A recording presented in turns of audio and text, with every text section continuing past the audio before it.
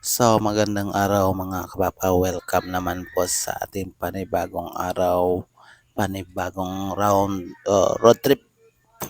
So, andito tayo ngayon mga kabapa sa Burgos Street. So, papunta po tayo ng Negros Power. So, ituturo ko lang sa inyo mga kabapa kung paano pumunta sa Negros Power mga kabapa. So, andito po tayo ngayon sa Burgos Street mga kapapa. So, ang gagawin ninyo, sasakay po kayo ng Fortune Town o hindi kaya Santa Fe na ruta mga kapapa. So, ditso-ditso na yan, papunta po ng Negros Power. So, dito mga kapapa, madaanan po natin dito ang Lopez is intersection po ng Circumferential Road, Bacolod City.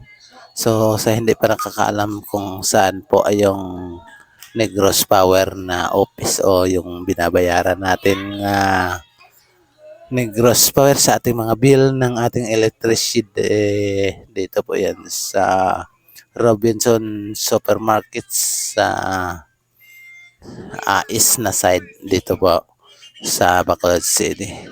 So ito na po, madaanan natin dito ang Lopez. Ito na po, makikita natin ang Jollibee mga kapapa. So kung galing kayo po ng downtown mga kapapa, sasakay po kayo ng Fortune Town o hindi kaya Santa Fe na ruta. So kung galing naman kayo ng Burgos Market mga kapapa, sasakay kayo ng San Dionisio o hindi kaya Granada na ruta mga kababa. So, ayan. Pag malapit na kayo o kung nandito na kayo sa Lopez is mga kababa, malapit na yan ang Negros Power na office. Nandyan lang yan sa Robinson Market sa east na side. So, ayan, ito na po ang Lopez is. Tapos, ilang hakbang na lang mga kababa. Kuha na yan. Robinson Supermarket dito sa east na side, dito sa Bacolod City. So, wag kayong sasakay mga kapapas o makita nyo mga home site o ano pa yan na mga ruta. Ito lang makikita nyo, yung Fortune Town at Santa Fe. Jeep mga kapapa. So, malapit lang yan. Kung galing ka ng